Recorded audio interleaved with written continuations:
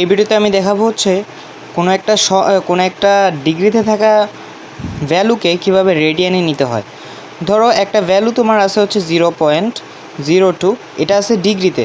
প্রথমে দেখো ক্যাটালগে চলে যাবা, তারপরে চলে যাবে হচ্ছে অ্যাঙ্গেল কোড সেকশনে, তারপরে দেখো ডিগ্রিজে বলে একটা অপশান আছে, ডিগ্রিজে চলে যাবা। এ দেখো উপরে একটা ডিগ্রি চিহ্ন চলে আসে। এখন তোমাকে ক্যালকুলেটরটাকে রেডিয়ান মোডে নিতে হবে। রেডিয়ান মোডে নেওয়ার জন্য সিস্টেম সেটিংয়ে চলে যাবা, ক্যালক সেটিংয়ে যেতে হবে। ক্যালক সেটিংয়ে চলে যাবা, অ্যাঙ্গেল ইউনিটে চলে যাবা। তারপরে দেখো আমার ক্যালকুলেটর রেডিয়ানে আছে, আবার আমি রেডিয়ানে নিলাম। পরে এসিতে চাপ দিবা, ইকুয়ালে চাপ দিবা।